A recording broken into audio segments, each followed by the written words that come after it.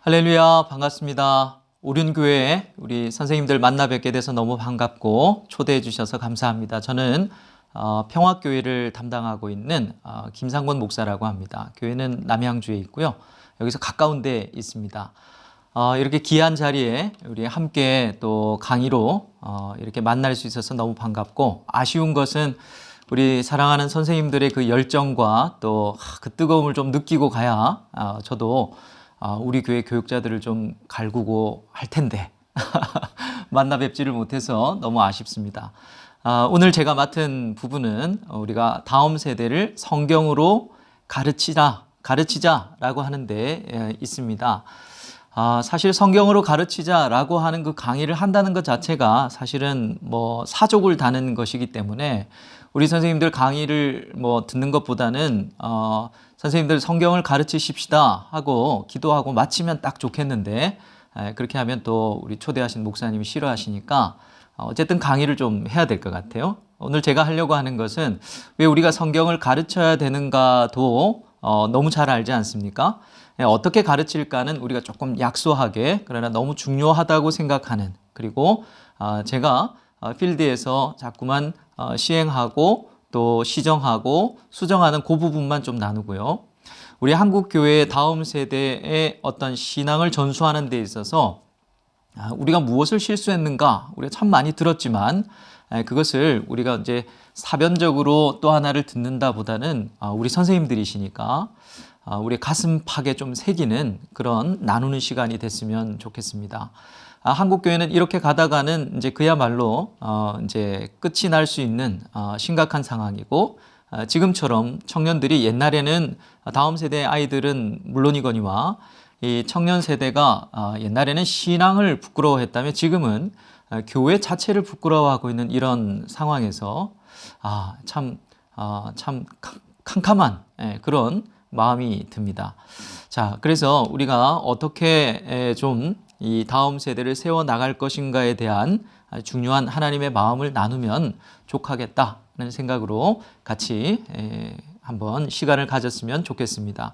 그럼 강의안 다 받으셨을 텐데 그 강의안의 순서에 맞춰서 성실하게 할 수 있도록 그렇게 하겠습니다. 자, 먼저 우리 생각해 볼 것은 왜 성경을 가르치지 않는가?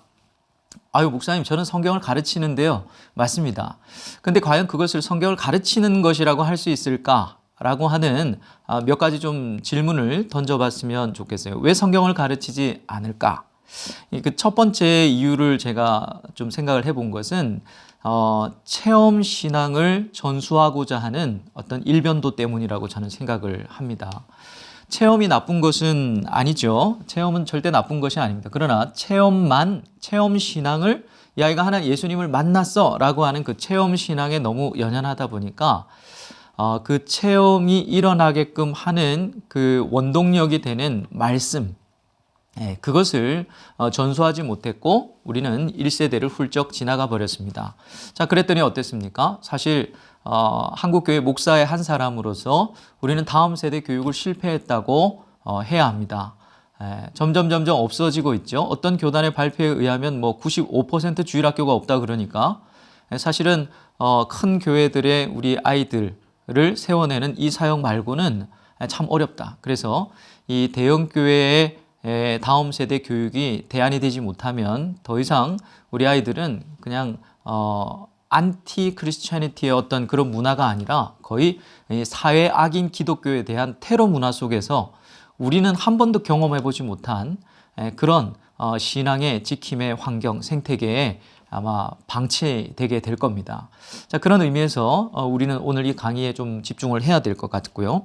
말씀이 있는 안에, 말씀 안에 체험이 있다는 것을 우리가 한번 생각해 봐야 됩니다. 그리고 두 번째는 왜 우리가 성경을 가르치지 않았는가? 우리 속에 반이성주의, 반합리주의, 쉽게 말하면 따지지 마. 교회에서 따지는 것은 신앙이 아니야. 덮어놓고 믿어. 믿습니까? 아멘. 뭐 이런 위주의 신앙이죠. 그래서 어떤 분이 그걸 후딱 신앙이라 그러더라고요. 왜 후딱 신앙입니까? 그랬더니 주일날 교회 갈 때 성경책을 이렇게 후 하고 탁 치고 이제 이렇게 털어서 간다 그래서 이 후딱 신앙이다 이렇게 얘기를 하더라고요.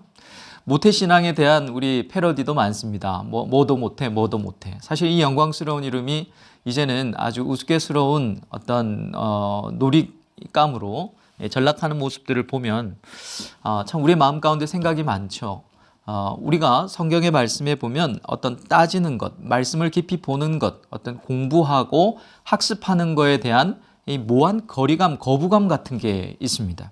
그리고 세 번째는요. 특별히 선생님들에 의해서 또 믿음이 좋은 1세대 부모님들에 의해서 실수하게 되어지는 부분은 주입식 신앙 교육에 대한 일변도로 간다는 것이죠. 사실 이 아이들이 어떤 그 체험하고 경험할 수 있도록 하는 게 아니라 이래야 돼라고 너무 중요한 그 신앙의 기준이니까 우리는 그렇게 말할 수밖에 없습니다만 사실은 성경을 가르치는 방식과 또 이 아이들의 눈높이에 맞춰서 할 수 있는 그런 부분들을 우리는 다 간과해버리고 우리가 배웠던 것처럼 똑같이 아이들에게 가르치고 있다는 겁니다. 자, 네 번째 이유는요. 성경을 중요하게 생각하지 않는 것은 아닐까? 성경을 중요하게 생각하지 않는 사람은 아마 없을 겁니다. 그런데 이 성경 자체를 정말로 중요하게 생각하는가? 어떤 신앙 그리고 좋은 신앙을 가져서 복받는 삶의 어떤 목적 설정을 해두고 있으면 과연 그런 설정을 갖고 이 성경은 얼마만큼의 작용과 역할을 할 수 있을까? 이것은 일개 로컬 처치의 문제만은 아니라고 생각이 됩니다. 신학의 문제죠. 신학의 문제라는 말은 신학교에서의 문제입니다. 기도하고 신학, 성경을 보는 틀은 잘 배우는데 성경 자체를 배우는 것이 참 어렵죠. 그래서 최근에는 뭐 성경을 실제로 공부할 수 있는 어떤 이 프로젝트들, 과정들이 생기는 것은 참 고무적인 것이라고 생각합니다. 자, 그렇게 훈련을 받은 목회자들은 성경을 가르치지 않는 거죠. 머리만 커진 성도들은 골치 아프다, 소위 말해서 이제 그런 맥락에서 성경을 가르치지 않고 어떤 본문을 펼쳐도 기독교 레파토리가 나옵니다. 이 기독교 레파토리가 저는 오늘날 한국 교회를 망쳤다고 하는 주범 중에 하나라고 생각합니다. 그러니까 어때요? 기도하면 응답해 주셨어. 내가 하나님 앞에 헌신했더니 하나님이 부도 직전에 회사를 살려주셨어.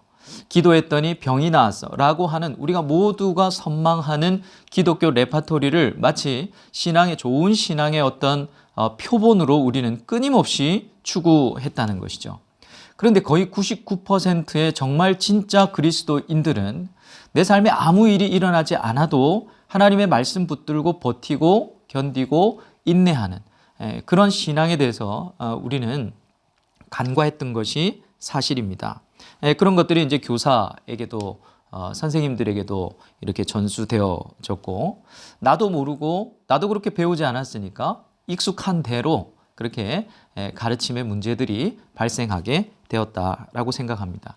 자, 그러면 두 번째로 그런 교사들이 가르칠 때 이 가르침의 문제는 뭘까? 간단하게 한번 짚고 넘어가면 좋을 것 같아요. 여러 가지 이제 생각들이 있으시리라고 생각을 합니다. 그런데 몇 가지만 좀 정리를 한 것은 우리가 성경의 권위로 가르치지 않고 교사의 권위로 가르친다라고 하는 그런 느낌이 좀 들었어요. 저 역시도 그런 느낌으로 받았고 우리가 학교에서 이제 경험했던 교사의 모습, 어떤 그런 모습으로 나에게 가장 영향을 주었던 그런 교사의 모습으로 아이들에게 나아가려고 하는 것이죠. 그래서 지식 전달을 한다거나 아니면 어떤 물량 공세를 한다거나 둘 다 나쁜 건 아닌데 그냥 일변도로 간다는 겁니다.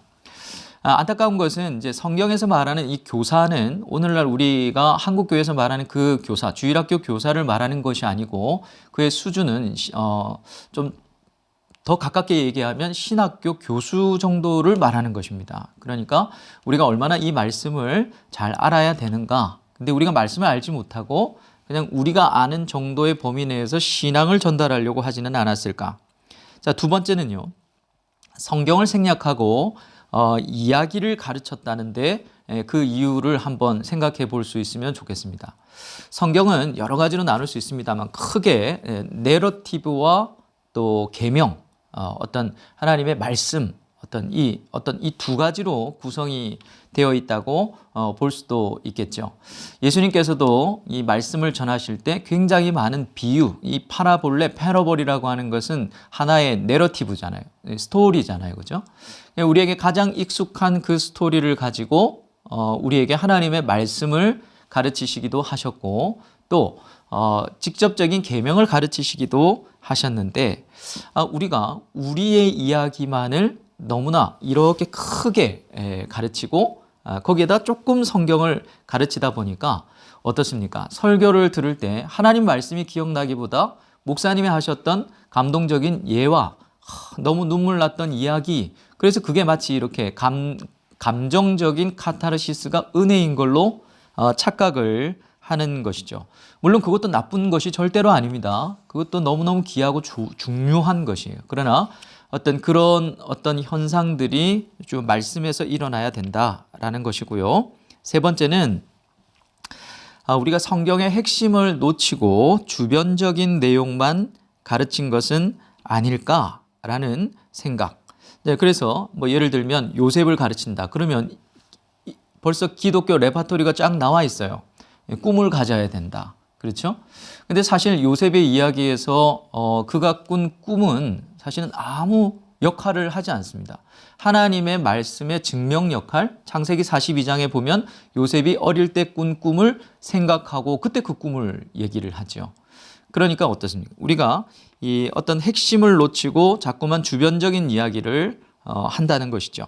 그리고 네 번째는 가장 우리가 다음 세대를 세워나가는 데 있어서 중요한 것이 교사 주도적 가르침이 아니고요. 이 아이들의 참여 주도적인 어떤 배움이 일어나도록 해야 하는데 우리는 너무 일방적인 내용 가르침, 내용 전달, 선생님들의 그 뜨거운 열정 다 좋습니다. 다 좋아요. 그게 다 나쁘다는 말이 절대로 아니고요.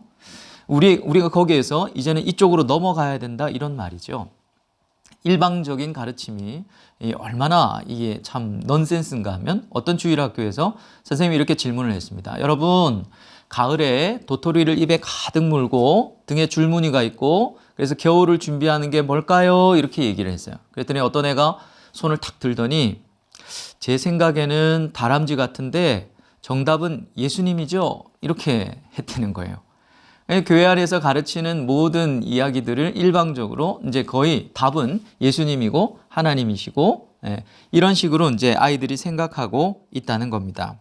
자, 다섯 번째는 우리가 이 성경, 그러니까 다음 세대를 가르칠 때 그 평가를 하는 것이 교육의 아주 중요한 부분인데 우리가 지혜를 평가하지 않고 지식을 평가하는 위주의 교육을 한 것이죠. 대표적인 것이 성경 고사 대회, 그렇죠? 암송 대회.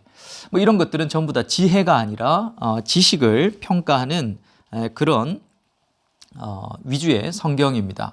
우리가 본질을 추구하자 또 성경 교육은 참 중요하다 하면서도 사실은 이 세상의 줄세우기 교육에 우리가 편승해서 따라갔던 것이죠. 똑똑한 세상에서 보십시오. 똑똑한 우리나라의 교육의 가장 심각한 문제는 똑똑한 아이들은 다 판사, 변호사, 의사 그리고 대학도 그런 데로 갑니다. 자, 그러니까 판사, 변호사, 의사가 잘못했다는 말이 아니라 이것은 개인이 잘 먹고 잘 살기 위한 그런 곳에 우리 재원들이 다 글로 가더라는 거죠. 근데 이 중고등학교 때부터 이 아이들의 꿈을 펼쳐주고 또 인류애와 또 하나님 나라와 또 민족과 어떤 경제와 정치와 이런 것들을 많이 섭렵하면서 이 아이들이 꿈을 갖고 참 똑똑한 아이들이 그런 각양각층으로 갈 수 있어야 되는데 우리는 기도만 그렇게 하고요. 가르치기는 주구장창 수능만 잘 보도록 가르칩니다. 주일 성수가 중요하다고 하지만 사실 아이들에게 가르칠 때는 네가 수능을 잘 봐야 좋은 대학을 가야 하나님이 영광을 받으신다라고 가르치는 우리의 어떤 이 넌센스. 하나님은 좋은 대학이라고 하는 그런 천박한 영광은 필요 없습니다. 어떻게 하나님의 나라를 위해서 세월 갈 것인가. 그래서 그렇게 말씀을 드린 거고요. 여섯 번째는 이 추상적인, 그러니까 선생님들의 추상적인 적용이 구체적이고 개인적인 실천과 적용을 대체해 버린 것이죠. 야, 이번 주에 내가 참 많이 은혜 받았어. 알았지? 뭐 이런 것이죠. 그것은 그 선생님의 신앙은 참 좋지만 아이에게는 어렵습니다. 여러분, 교육의 메커니즘이라고 하는 것은 성경을 가르치자라고 정말로 작정을 하신다면 이 메커니즘을 꼭 기억해야 되는데, 컨텍스트에서부터 텍스트로 가서 텍스트가 다시 컨텍스트로 가야 됩니다. 그러니까 아이들의 상황에서부터 가르침은 시작이 돼야 되고요. 그 다음에 이 텍스트, 말씀을 그 아이들의 컨텍스트로 이 아이들이 가지고 가게끔 하는 것. 그러니까 선생님이 이렇게 뽑아서 이렇게 갖다 주는 게 아니에요. 예수님의 교육도 뭐냐면 너희들은 어떻게 생각하느냐. 사람들은 이렇게 말하는데 너희들은 나를 누구라 하느냐. 계속 질문하시면서 하나님의 말씀이 그들의 상황으로 가져갈 수 있게끔 하는 것이 가르침의 아주 중요한 메커니즘이다. 그래서 어떤 공과를 하고 어떤 프로세스를 밟고 단계를 밟았고 얘네들이 몇 점을 받았고 이런 건 하나도 중요하지 않습니다. 다음 세대를 성경으로 가르치자고 한다면 말씀이 이 아이들의 삶으로 가야 되는 것이 너무너무 중요한 것이죠. 자, 그러면 세 번째로 넘어가서요. 자, 왜 성경을 가르쳐야 되는가? 이 부분은 한번 우리가 짚고 넘어가야 될 겁니다. 제가 세 가지를 같이 나누려고 들고 왔는데, 첫째는 이 성경의 목적이 무엇인가를 우리가 잘 알아야 합니다. 제가 신방을 해보면 많은 권사님들이 하시는 말 가운데 가장 많이 듣는 말이 어릴 때는 아이가 성령 체험도 하고 얼마나 신앙생활 잘했는지 몰라요. 근데 군대 갔다 오더니 저렇게 교회를 안 가요. 그럴 수밖에 없는 구조 속에 있었는데요. 자, 그게 무엇인가 하면 이 성경의 목적을 한번 생각해 보자는 거예요. 성경은 여기 디모데후서 3장 15절에 어려서부터 성경을 알았나니 성경은 능히 너로 하여금 예수 안에 있는 믿음으로 무엇 구원에 이르는 지혜가 있게 한다 그랬습니다. 그러니까 첫 번째 목적은 구원을 받게 하는 것은 성경밖에는 없다는 거예요. 그런데 여러분, 디모데후서 3장 15절에 여기에 보십시오. 어려서 성경을 알았나니, 이 성경이 사실 헬라어로 보면 뭐라고 되어 있는가 하면 뭐 로고스나 그 다음에 레마나 이렇게 되어 있지가 않습니다. 뭐라고 되어 있는가 하면 거룩한이라는 말하고 그 다음에 글자라는 말하고 같이 붙여져요. 거룩한 글자를 알았나니, 그 다음에 성경은 능히 너희로 하여금 할 때 이 성경은 또 성경이 아니고요. 인칭 대명사 후라고 되어 있어요. 그러니까 그것입니다. 무슨 말인가 하면 구원에 이르게 하는 지혜는 그 거룩한 글자에서부터 나온다는 거예요. 이 거룩한 글자, 문자, 그러니까 말씀 이 자체를 가르쳐야 된다라고 하는 이 바울의 아주 중요한 강조점이 이 안에 있는 것이죠. 이걸 우리가 믿지 않는 것 같아요. 불신하는 것 같습니다. 그래서 뭔가 이렇게 예수님 만난 이야기, 체험, 간증 이런 것들, 나쁜 것이 절대로 아닙니다. 말씀을 통하여서 그런 간증과 체험이 나오는 것이기 때문에 그것이 나쁜 것은 아니지만 구원을 받게 하는 1차적인 그 목적은 성경, 그러니까 거룩한 글자가 갖고 있다. 자, 두 번째는요. 성경의 목적이 무엇인가 하면 온전하게 하는 데 있습니다. 자, 3장 17절에 보면 이는 하나님의 사람으로 온전하게 하며 모든 선한 일을 행할 능력을 갖추게 하려 함이라. 자, 그러니까 구원과 온전하게 함, 이 두 가지 목적이 있는데요. 첫 번째, 이 구원은 불신자를 신자로 만드는 것이죠. 그렇죠? 그게는 성경밖에 없다는 겁니다. 거룩한 글자밖에 없고, 두 번째, 온전하게 된다. 이 말은 이 신자를 제자로 만든다는 뜻입니다. 제자라는 말이 이제 서신서에 가면 더 이상 나오지 않죠. 제자가 없어진 게 아니라 온전한 자라는 이름으로 이제 명명되어진다고 말씀을 합니다. 그리고 뒤에 모든 선한 일을 행하기에 합당한 능력을 갖추게 한다. 이 말은 그런 신자들을 사역자 되게 한다. 준비시킨다. 자, 그러니까 이 모든 것들, 불신자를 신자 되게 하고 신자를 제자 되게 하고 제자를 정말로 사역자 되게 하는, 교사 되게 하는, 그죠? 이런 일은 성경, 그 거룩한 글자밖에 없다는 거예요. 자, 그런 의미에서 우리가 성경을 가르쳐야 되지 않겠냐. 두 번째, 이 성경의 기능은 뭘까? 우리가 잘 아는 디모데후서 3장 16절에 모든 성경은 하나님의 감동으로 되어서 그 다음에 그 감동으로 된 게 어떻게 드러난다 그랬죠? 교훈과 책망과 바르게 함과 의로 교육함. 이 순서대로 외우셔야 됩니다. 교훈은 그냥 가르침이죠. 교훈해서 안 되면 어떻게 합니까? 책망하는 것이죠. 성경의 말씀은 아이들을 책망하고 또 질책하기도 합니다. 징벌하기도 하죠.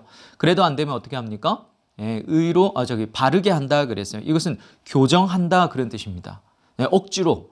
그 다음에 그래도 안 되면요, 의로 교육한다. 이 교육한다라는 말은요, 이 트레이닝한다 이런 말입니다. 훈련한다. 지킬 때까지 가르친다 이런 뜻입니다.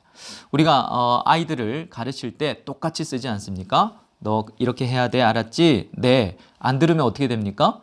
너 다음에 또 그러면 혼날 거야? 책망하죠. 그래도 안 되면 너 똑바로 앉아. 예배할 때는 이렇게 하는 거야. 이렇게 바르게 시정하죠. 그래도 안 되면 그 다음은 모르겠지만 때리기도 하죠.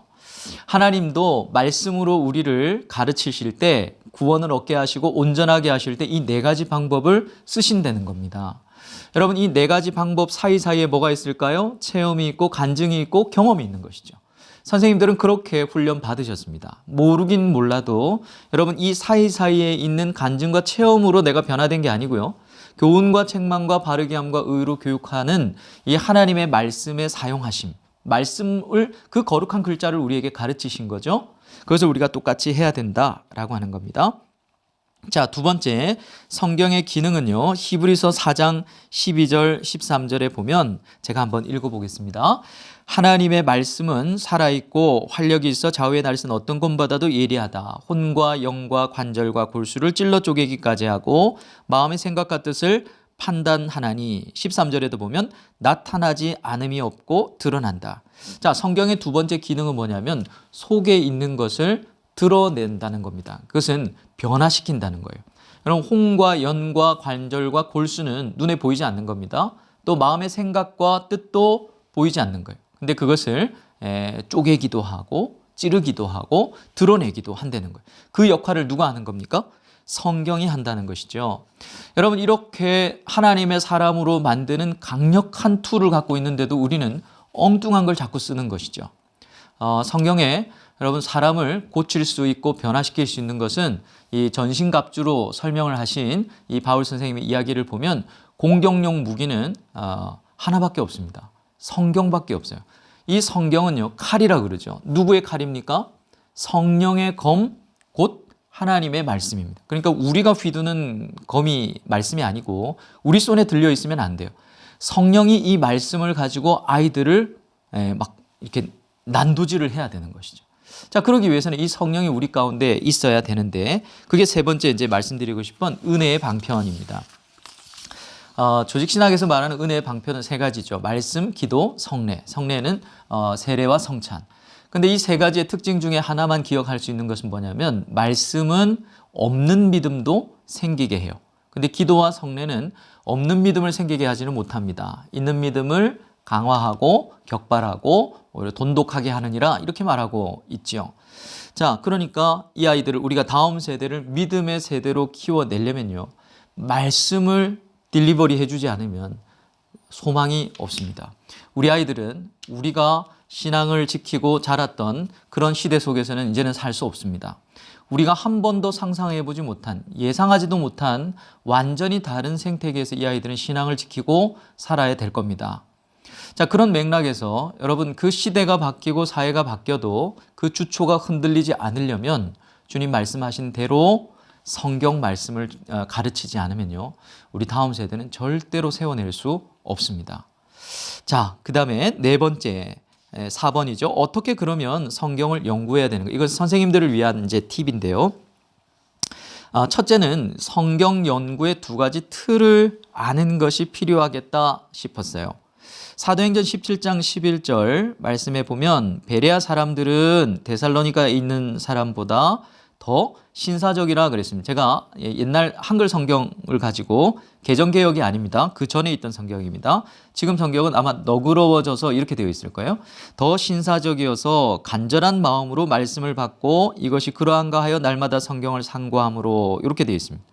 자, 성경 연구, 선생님으로서 성경을 연구할 때 꼭 필요한 것, 첫째, 누군가로부터 이 말씀을 받아야 합니다. 전달받아야 되죠. 자, 그 말씀을 가르치는 전문적인 훈련을 받은 목사님들이 오른 교회는 참 많습니다. 그 목사님들로부터 귀한 말씀을 받아야 합니다. 전달을 받아야 되는 것이죠. 자, 그리고 그 다음에는요. 과연 그러한가 하여 날마다 성경을 상고한다 그랬습니다. 근데 이 상고한다는 말이 우리는 일반적으로 그냥 메디테이션, 묵상한다 이렇게 생각하는데요. 상고하다는 말을 헬라어로 보면 아나라는 말하고 크라조라는 말하고 합성된 말. 크라노가 무슨 말이냐면 심판하다 이런 뜻이에요. 심판하다. 판단하다, 심판하다. 자, 어디 아래에서 심판하다 뭐 이런 의미라고 볼 수 있겠는데 무슨 말이냐면 성경을 심판해야 된다는 거예요. 교사는 성경을 심판해야 돼요. 성경 말씀으로 다르게 말하면 하나님이 무엇을 기뻐하시는 걸 분별하라 그 말씀이죠. 분별하라. 자, 근데 제가 왜 이 옛날 성경으로 이렇게 이 구절만 갖고 왔는가 하면 더 신사적이어서라는 말이 유게네스라는 말인데요. 이 말이 좋은 혈통이라는 말입니다. 좋은 혈통이라는 말에서 굉장히 고귀하다 혹은 지혜롭다 이런 말로 왔는데요. 제가 왜 이 말씀을 신사적이라는 말을 좋아하냐면 우리가 자녀들을 위해서 기도할 때 또 저도 많이 그렇게 기도하는데 성도들을 위해서 하나님 이 가정이 참 믿음으로 돌아오기 위해서 영적인 싸움이 참 심했습니다. 이제는 좋은 믿음의 가정 되게 해주시고 믿음의 명문 가문 되게 해주십시오. 얼마나 좋습니까? 그죠? 저도 1세대로 예수님을 만났어요. 영적인 싸움이 치열했습니다. 제가 제일 먼저 예수를 믿고 뭐 할머니, 그 다음에 아버님, 어머님, 이제 돌아가신 분도 계시고 이제 예수님을 영접하게 된 상태였는데요.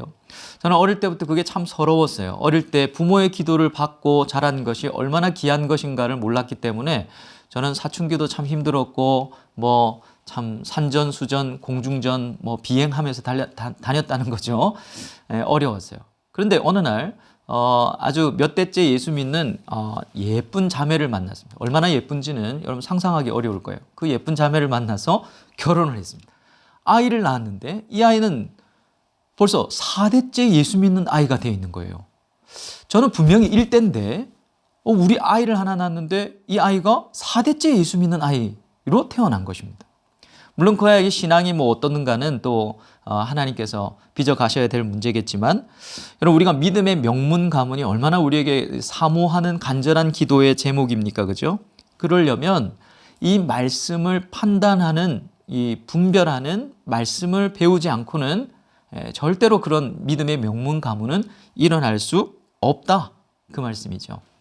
자, 그래서 우리가 성경 교사로서 꼭 기억할 거 첫째 하나님 말씀을 배워야 된다. 두 번째는 깊이 상고해야 된다. 과연 그러한가 하여 분석하고 이해하는 것, 배움이 필요하다라는 것입니다. 이때 우리에게는 이성을 사용해야 돼요. 구원받은 이성을 적극 활용하셔야 됩니다. 덮어놓고 믿습니다. 그러면 안 됩니다. 우리의 구원받은 이성과 합리성과 그런 것에 근거한 우리의 사변적인 어떤 노력을 절대로 소홀히 하시면 안 돼요. 그게 바울이 말한 이 장성한 분량의 성도들, 성숙한 성도들의 사명이라고 말하죠. 자, 두 번째는 성경을 보는 관점을 좀 아셔야 되는데요. 뭐 이것은 당연한 거죠. 첫째, 성경은 성문화된 하나님의 말씀이다. 기록된 말씀이라는 거죠. 많은 분들 가운데서 직통 계시를 받는 하나님의 음성, 그것도 중요하죠. 그것을 훨씬 더 고퀄로 생각하시는 분들이 많습니다. 만약 그것이 진짜 고퀄이라고 한다면 사실 목사님들은 하나님께서 세우신 분들이니까 더 직통 계시가 더 많아야 되지 않겠습니까? 그런데 왜 우리에게 이렇게 기록된 말씀을 주셨을까? 여러분 여기는 하나님의 굉장히 중요한 메시지가 담겨 있습니다. 깊이 나눌 수는 없지만 하나님의 말씀은 기록되어지기를 원하셨어요.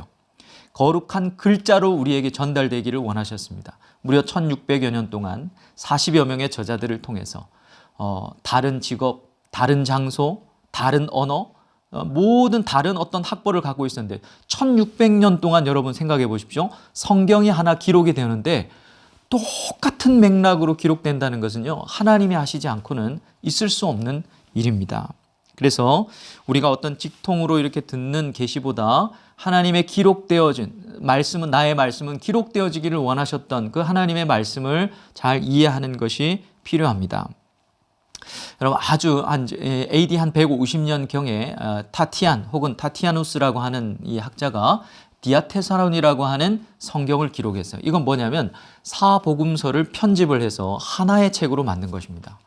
자, 그렇게 네 개가 필요 없다. 그래서 디아테스론을 만들었는데 이게 결국은 AD 한 400년경에 가면 이제 이것이 하나님의 뜻이 아니구나 학자들이 깨닫게 돼요. 그래서 사복음서로 존재하게 됩니다. 자, 무슨 말씀일까요? 마가가 쓴 이야기가 다르고 마태가 쓴 이야기가 달라요. 근데 우리는 마태복음을 펼쳐놓고도 마가의 이야기를 하고 요한복음을 펼쳐놓고도 마가의 이야기를 하고 이런 식으로 우리가 성경을 가르치는 것은 하나님의 뜻이 아니다. 자, 그래서 기록되어졌다라고 하는 것. 하나, 1.1획도 바뀌지 않기를 원하신다는 것. 자, 두 번째는요. 우리가 성경을 보는 관점은 성경은 언약이라는 겁니다. 약속이라는 거죠. 그 핵심이 뭐냐면 하나님이 우리의 하나님이 되고 우리가 하나님의 백성이 되는 것입니다. 자, 선생님들 출애굽을 하나님께서 왜 시키셨습니까? 모세에게 출애굽을 시키신 이유는 가나안에 들어가기 위해서입니까? 아니에요. 출애굽기를 잘 읽어보시면 가나안에 들어가도록 하기 위해서 출애굽을 시켰다라는 말이 나오지 않습니다. 가나안에 들어가는 것은요, 출애굽한 결과로 주어지는 거예요. 그러면 출애굽의 목적은 뭘까요? 그건 결과고 목적은 이 광야에서 나를 섬기도록 하기 위해서라고 여러 번 강조하십니다. 자, 그러니까 우리를 구원하신 목적은 뭡니까? 천국 가기 위해서? 아니에요. 그건 구원받은 자에게 결과로 주어지는 것이고 우리가 구원받은 목적은 이 광야 같은 인생에서 하나님을 잘 섬기는 것이다. 아바드 하는 것이다. 라고 말씀할 수 있겠죠. 자, 그런 맥락에서 잘 섬기기 위해서는 하나님의 말씀이 너무 필요한 것입니다. 절대적으로 필요한 것이죠. 자, 세 번째. 자, 성경은 내러티브다, 이야기다라는 것입니다. 우리 선생님들도 이런 생각을 잘 가지고 있어야 돼요. 그리고 아이들에게도 이 내러티브, 이야기를 가지고 모든 자기 인생을 해석할 수 있게 해줘야 됩니다. 창조와 타락과 구속과 완성. 한번 외워보실까요? 자, 시작. 창조와 타락과 구속과 완성. 그렇죠. 자, 이게 이제 우리 인류의 역사라는 것입니다. 창조는 하나님께서 우리를 창조하신 목적이 뭡니까? 인격적인 교제를 위해서 하신 것이죠. 근데 그것을 우리가 거부했지 않습니까? 그게 타락이죠. 타락은 하나님처럼 되고 싶어서 하나님의 아버지 되심을 거부하는 것이고 우리를 복덩이로 만드셨는데 그런 복이 필요 없고 내가 원하는 복을 원합니다. 라고 하는 어떤 그런 행위죠. 자, 그래서 우리는 죄 가운데 죽게 되었고 그 다음에 이 타락의 결과로 인해서 인류는 나눠짐의 역사를 당하게 됩니다. 남자와 여자가 처음에 어떻게 했습니까? 뼈 중에 뼈요, 살 중에 살이라 이렇게 엄청난 고백을 했는데 그죠? 죄를 짓고 나서는 이 여자가 나에게 먹으라고 했습니다. 갈라지기 시작하죠. 그 다음에는요, 땅이 가시와 엉겅퀴를 내기 시작합니다. 그러니까 인간과 피조물이 또 갈라지기 시작하죠. 또 구음이 나누어지기 시작합니다. 그리고 나라와 나라가 민족과 민족이 나누어지면서 흩어져요. 자, 그런데 이것이 이제 회복이 일어나죠. 그게 언제 일어납니까? 성령이 이 땅 가운데, 예수 그리스도의 십자가의 공로로 성령이 이 땅 가운데 있었을 때 상징적으로 나누어졌던 구음이 통하는, 그게 무슨 역사입니까? 방언의 역사죠. 자, 그 역사를 통해서 이제 완전히 회복되어졌음을 상징하게 됩니다. 그게 회복이죠.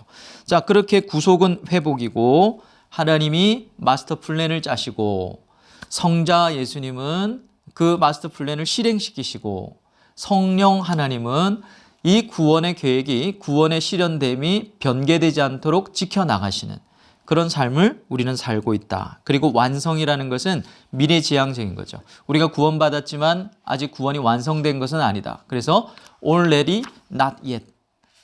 이미 구원받았지만 아직은 완성되지 않았다. 이게 무슨 말입니까? 텐션이 있다는 거죠. 긴장 구도 속에 있습니다. 우리 아이들은 더 심한 긴장 구도 속에 있어야 됩니다.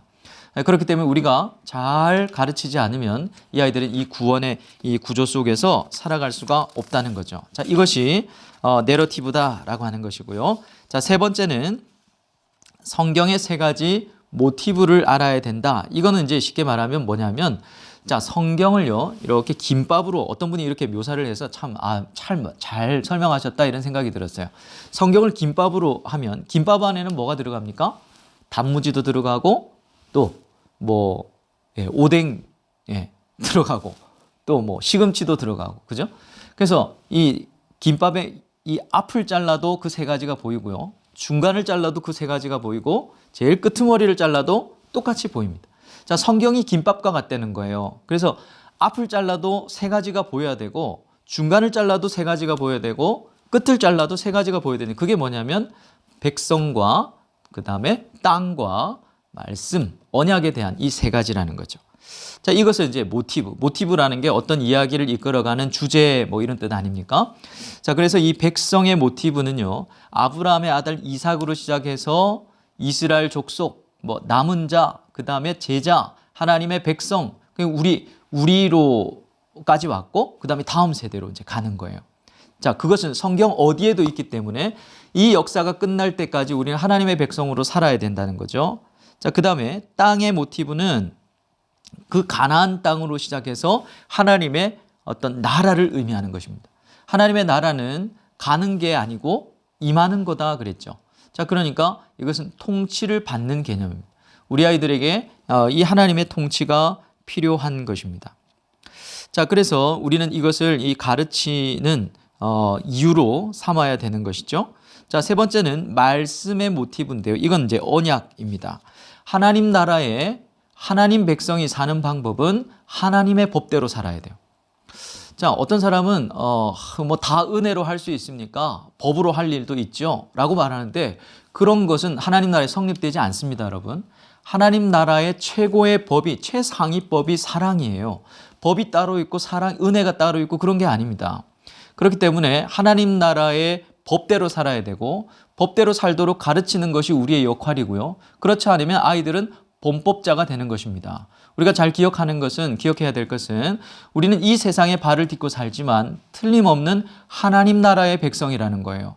그것은 특권만 가르쳐서는 안 됩니다. 의무도 있고요. 그 다음에 하나님의 법대로 살지 않으면 범법자가 된다는 사실도 가르쳐야 하는 것이죠. 자, 그래서 이 가르침이라고 하는 것은 우리에게 너무나 중요한 것이다 라고 이렇게 이제 인식을 하시면 좋겠다 싶고요. 자, 네 번째로 성경을 연구할 때 우리에게 이제 팁이 몇 가지가 있는데요. 첫째는 분석하는 것보다 영적인 통찰력이 더 필요하다. 성령의 도우심을 구해야 된다. 솔직해야 된다. 이런 겁니다. 또 성경을 볼 때 우리 선생님들은 강조를 잘 볼 줄 아는 눈이 필요합니다. 강조는 여러 가지 의미로 이제 우리에게 다가오는데요. 뭐 반복되는 것들, 이런 것들, 그 다음에 뭐 접속사라든지 이런 것들. 또 헬라어 문형에서 강조되는 것은 항상 이게 어순이 이상해도 문두로 빼거든요. 히브리어도 똑같습니다. 이런 것들은 이제 목사님이 가르쳐 주실 거예요. 자, 이런 것들 강조를 통해서 하나님께서는 강조하고 계신데 나는 엉뚱한 것을 해석하면 안 되죠. 우리가 잘 아는 말씀, 대위임령 어떻습니까? 너희는 가서 모든 족속으로 제자를 삼아 아버지와 아들과 성령의 이름으로 세례를 주고 내가 너희에게 분부한 모든 것을 가르쳐 지키게 하라. 자, 여기서 주동사가 뭡니까? 이렇게 딱 물어보면 이제 이렇게 네 가지 아니었어요? 아닙니다. 나머지는 다 부사고요. 하나의 주동사가 있어요. 그게 뭐냐면 제자를 삼으라예요. 제자를 어떻게 삼으라는 겁니까? 가서 세례를 주고 그 다음에 지킬 때까지 가르치고 이런 역할들을 통해서 제자를 삼는 것이 우리의 대위임령이지 선교를 가는 것이 대위임령의 핵심 동사가 아니라는 거죠. 선교가 잘못됐다는 말은 절대로 아닙니다. 자, 그 다음에 연관된 것들을 이제 잘 살펴야 되는데요. 질문하고 답하는 거, 그리고 인과관계, 접속사 이런 것들을 통해서요. 그리고 문맥을 잘 읽어야 합니다. 우리가 지금 한국 교회의 어떤 모든 그 성경의 가르침이 이 예배 중심이잖아요. 예배 중심은 어떤 맹점을 갖게 되는가 하면 아무리 길어도 1시간 안에 끝내야 되는 말씀의 분량이 그러다 보니까 문맥을 놓치는 경우가 너무 많아요. 주제 설교를 하는 게 더 편한 거죠. 근데 여러분 성경을 잘 보시면 예수님이 이 자리에 딱 쓰셔서 말씀을 쉬지 않고 쭉 하신 게 3장, 4장, 넉 장에 걸친 말씀도 있어요. 근데 이거를 비유들이 여러 개가 있으니까 그걸 떼서 다 얘기를 하면요. 전혀 다른 교훈이 우리에게 전달될 수도 있습니다. 그래서 한국교회가 가장 놓치고 있는 것 중에 하나가 성경 공부에서 문맥이다. 문맥은 우리가 연습이 필요한데요. 이것은 목사님들에게 배우셔야 합니다.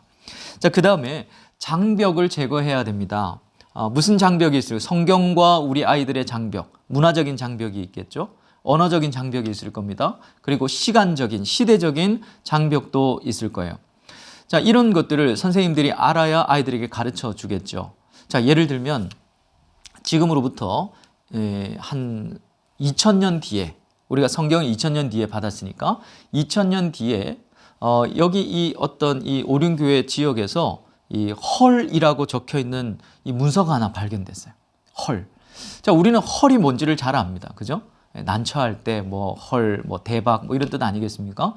근데 2000년 뒤에 사람들은 쓰지 않는 말이니까 이걸 가지고 언제 쓰였을 거다, 아니다. 뭐 그래서 뭐 헐에 뭐 난처한 학파, 또 뭐 헐에 또 난감한 학파 이러면서 박사학위를 주고받고 하면서 막 연구하지 않겠습니까? 여러분 되게 웃기죠? 자, 그 말입니다. 헐 하나만 예를 들어도 2000년 전에 그것도 한국어도 아닌 헬라어와 아람어와 또 이 히브리어로 적혀 있는 성경을 한국어로 그냥 번역했는데 그걸 그냥 그대로 아이들에게 전달한다? 얼마나 이 미스언더스탠딩이 많겠습니까? 이런 것들을 우리가 깨달아야 합니다. 이스라엘 사람들은 2번 결혼한다는 것부터 시작해서 굉장히 문화적인 차이점이 많죠. 그리고 6번째는 적용과 실천으로 이어져야 된다. 아까 말했던 것처럼 성경 교사의 이 가장 중요한 메커니즘은 컨텍스트에서 텍스트로, 텍스트에서 하트를 담아서 다시 컨텍스트로 이렇게 가서 우리가 살아가는 것이죠. 자, 마지막으로 그러면 어떻게 가르칠 것인가 이 3가지만 말씀을 드리고 우리가 한번 마치겠습니다. 좀 실습도 하고 하면 좋겠습니다만 그건 다음 기회에 하도록 하고요. 첫째는 우리가 너무 뻔한 말이지만 말씀과 성령에 대한 확신으로 가르쳐야 됩니다. 성도의 본질이라고 하는 것은 하나님의 뜻을 알 수 있다는 거예요. 그렇죠? 하나님의 뜻을 알 수 있다. 우리 아이들은 믿음이 없을지라도요, 칼빈이 얘기했던 것처럼 믿음의 공동체 안에 하나님의 축복의 대상으로 이 아이들은 존재하고 있는 것입니다. 적어도 다음 세대라고 한다면, 자, 그들은 하나님의 뜻을 깨달을 수 있다라고 하는 확신으로 가르쳐야 돼요. 아, 이거 너무 어려운 거 아니야? 그렇지 않습니다. 아이들이 5학년 때 공부하는 내용과 성경의 내용을 같은 시간 공부를 시키면 어떤 게 훨씬 쉽다고 얘기할까요? 성경이 훨씬 쉽습니다. 성경은 방정식보다 쉽습니다. 그러니까 우리가 공부하지 않기 때문에 어렵다고 얘기하는 거죠. 자, 2번째는 성령의 사역입니다. 우리 속에 성령이 계시고요. 성령은 뭐 하시는 분인가? 고린도전서 2장 14절에 보면 육에 속한 사람은 성령의 일을 절대로 분별할 수 없대요. 영적으로만 분별할 수 있는데 이것이 성령이 성경을 분별할 수 있게 하신다는 거예요. 성령을 믿으시면 성경을 가르치십시오. 성경이 깨닫게 하실 거라고 하는 것을 확신을 갖고 가르치는 겁니다. 요한일서 2장 27절에는요. 너희는 주께 받은 바 기름 부음이 있대요. 기름 부음이 우리에게. 기름 부음이 있는데 너희 안에 거하시나니 아무도 너희를 가르칠 필요가 없다. 오직 그의 기름 부으심이 모든 것을 가르치느니라. 성경 교사가 성경을 가르치는 것 같지만 사실은 이 아이의 안에 있는 진짜 교사 되신 성령께서 아이들을 가르치실 수 있도록 우리는 그냥 돕는 거예요. 그렇죠? 옛날로 하면 뭐 초등교사라고 말해야 될까요? 자, 몽학 선생 뭐 그런 말로 번역이 됐었죠. 자, 그런 역할을 하는 겁니다.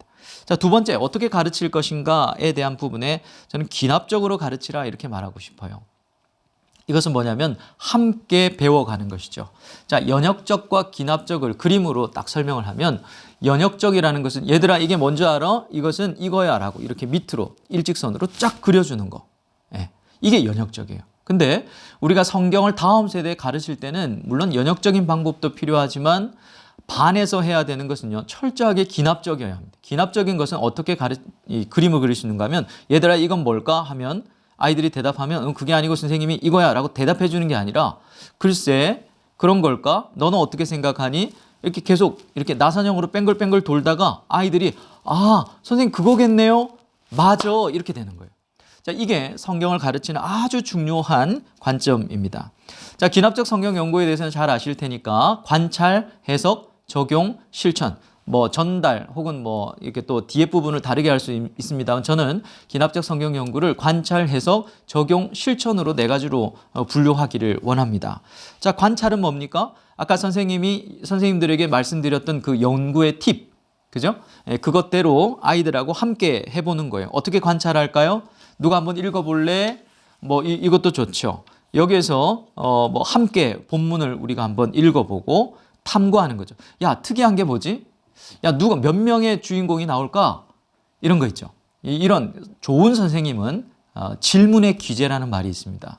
자, 어디로 갔지? 누가 좀 찾아볼래? 그럼 맞추는 사람에게 이렇게 선물도 주고, 그러니까 계속 자꾸 참여해서 관찰하게끔 가르치라, 그 말입니다.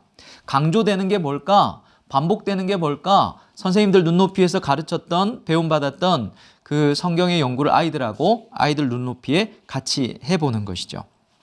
자, 그러고 나서 신나게 그렇게 참여하게 하고 두 번째 해석을 하는 거예요. 자, 해석을 하는 것은 어떻게 하는 거냐? 자, 해석은 말 그대로 해석입니다. 이것은 선생님이 이제 해주는 역할들이 좀 많아야 되겠죠. 또 자료를 준비하기도 하고 아까 말했던 그런 것들입니다. 자, 세 번째는 적용입니다. 그러면 이게 이제 컨텍스트로 다시 텍스트를 가지고 오는 거죠. 아이들이 뭘 해야 되는지를 가르쳐 주는 것입니다. 그러려면 이 아이들이 적용을 하려면요, 반드시 진리가 명확하게 축출이 돼야 돼요. 자, 그래서 오늘 본문에서 어떤 말씀이 아이들하고 나눴으면, 자, 이거를 우리가 삶에서 어떻게 적용해 볼 수 있을까? 질문만 하셔도 됩니다. 가르치지 마시고 질문하십시오. 다시요, 가르치지 마시고 질문하셔야 됩니다. 그리고 아이들이 답을 할 때까지 기다려 주셔야 합니다. 그래야 기납적이 될 수 있고 주입식이 안 될 수 있습니다. 삶을 분해해야 되겠죠. 선생님들은 교육적인 철학을 갖고 아이들의 개인의 삶, 부모와의 관계, 학교 생활, 교회 생활 등등으로 잘 분석을 해서 아이들에게 적절한 질문들을 하게 하는 것입니다. 그리고 네 번째는 실천하게 하는 것입니다. 자, 실천하기 위해서는 뭐가 필요할까요? 아주 중요하죠. 구체적이어야 하고 적용 가능, 실천 가능해야 되고 점검 가능해야 됩니다. 그래서 한 주간과 주일과 주일날 성경 공부를 하는 게 아니고요. 주일날 성경 공부를 하고 주일과 주일 사이인 주간에 아이들이 실천할 수 있도록 하려면 이렇게 상을 주기도 하고 또 칭찬도 해주고 또 리마인드 시키기도 하고 이렇게 해서 말씀을 가르쳐 가는 것이죠. 자, 세 번째 마지막으로 효과적으로 가르치라라고 하는 것은 여러분들이 아는 그냥 몇 가지 팁입니다. 아까 말했던 것들인데요. 적극적으로 참여하도록 가르쳐야 합니다. 선생님의 말씀에 아이들이 참여하도록, 그 다음에 질문과 답을 통해서 하도록 가르쳐야 합니다. 자, 왜 자꾸 가르치자라는 말을 쓰냐면, 여러분 이 가르치다라고 하는 말은 성경에 헬라어로 볼 때 약 한 95번 정도 나온다고 그래요. 근데 이 3분의 2의 이 분량이 어디에 나오는가 하면 사복음서와 사도행전에 나옵니다. 자, 그 말은 무슨 말이냐면 예수님과 사도들의 가장 주된 사역이 뭐였다는 겁니까? 가르침의 사역이었다는 거예요. 그래서 성령이 임하셔서 교회가 태동됐죠. 그 초대교회 그 영광스러움을 묘사하는 사도행전 2장 42절부터 쭉 읽어보면 첫 번째 묘사 내용이 뭐냐면 그들이 사도들의 가르침을 받아, 이렇게 시작합니다. 이 가르치는 것이 얼마나 중요합니까? 질문하고 답하고, 그 다음에 생각을 발표할 수 있게끔 도와주는 것이 너무 필요합니다. 아이들이 생각하게 하고요, 생각을 발표하게 하는 거예요. 오늘 내가 이 주제를 가르쳐야 되겠다라고 생각하지 말고 아이들이 깨닫게 해야 되겠다, 여기까지 도달하게 해야 되겠다, 이렇게 생각하는 것이 딱 맞습니다. 자, 그리고 전통적인 교회 교육의 수업 방법을 탈피해야 합니다. 이것은 필드에 계신 선생님들이 훨씬 더 다양한 아이디어가 있을 거라고 저는 믿어요. 한 사람의 머리보다 항상 두 사람의 머리가 뛰어난 것처럼 선생님들이 가지고 계신 아이디어와 이런 것들을 가지고 잘 하시면 좋겠습니다. 저희 교회는 한 달에 한 번씩 PTA를 합니다. 선생님, 학부모, 교육자 모여서 이제 디스커션도 하고 또 아이들을 위해서 기도도 하고 어떻게 이 아이들을 도울 건가라고 하는 것을 하고요. 또 우리 청년부하고 모든 교회가 COP라고 하는 것을 하는데 그 COP는 설명할 기회가 없고요. 시간이 안 되고 중요한 것은 무엇인가 하면 아이들로 적극적으로 그 피교육자가 적극적으로 참여하게 하는 것이 COP의 가장 핵심 가치입니다. 그래서 청년부 같은 경우에 젊은 세대들 같은 경우에는 전반기 후반기에 사역을 하지 않고 넉 달씩 끊어서 세 텀제 사역을 하는데 중간 텀에는요. 아이들이 직접 성경 공부 교재를 만들게 합니다. 첫 번째 텀에는 구약을 보고 신약을 보고 이런 식으로 하게 되고 중간 텀에는 아이들이 성경 책을 하나 선정을 하고 교육자들과 함께해서 아이들이 직접 성경 공부 교재를 만들도록 해요. 저는 이게 주일학교에서도 똑같이 하게 합니다. 그래서 일일 선생님 다음 주에는 네가 이렇게 인도해 줄래? 라고 이렇게 준비시키게 하고 또 아이들끼리 협동학습하게 하고 또 뭐 학습 역량에 기반한 어떤 그런 강화하는 훈련들도 좋겠죠. 자, 그런 내용들이 뒤에 이제 쭉 기록되어 있습니다. 재미와 의미를 동시에 잡아야 되겠죠. 우리 선생님들은 의미를 잡으시고 아이들은 재미를 잡아야 되는데요. 이게 이제 잘 성경을 가르치다 보면 아이들이 의미를 잡고 선생님이 재미있어져야 됩니다. 자, 이게 싹 바뀔 수 있도록 위치가 바뀔 수 있도록 처음에는 아이들을 재미있게 해주십시오. 선생님은 그 중에 아주 중요한 영적인 의미를 아이들에게 심어야 되겠죠. 근데 잘 가르치면 어떻게 되냐면 이게 위치가 바뀌어야 됩니다. 선생님이 너무 재미있고 아이들은 의미를 더 추구하는 그런 식으로 가야 되겠죠. 자, 마지막 7번째는 협동, 자기주도성, 역량 기반의 같은 교육 원리를 잘 활용하십시오라고 하는 그런 내용입니다. 제가 너무 빨리 진행을 했죠. 그러나 선생님들의 열정과 또 이미 닦여 있는 이 훈련의 그 자질들을 통해서 충분히 고민하고 또 적용하시리라고 믿습니다. 분명한 것은 우리 한국 사회는 미국이나 구라파와 같은 어떤 그런 모습의 교회는 안 될 거예요. 그들은 어떤 신학자 말한 것처럼 눈만 뜨면 모든 게 기독교 색깔이었던 시대에서 타락을 쇠퇴를 맞이했습니다.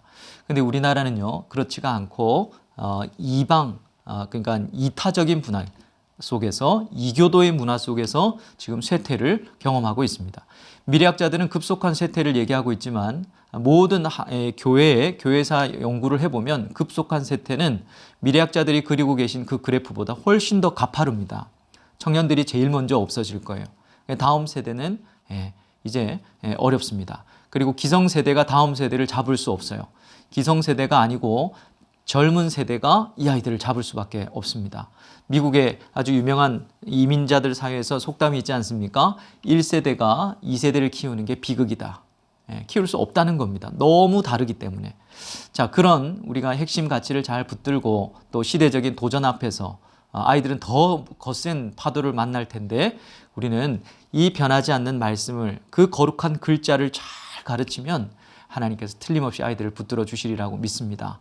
저도 같이 중보하겠습니다. 같은 동력의 자리에서 우리 다음 세대를 세우는 이 일에 함께 여러분 힘을 내시는 우리 선생님들 되시기를 바랍니다. 감사합니다.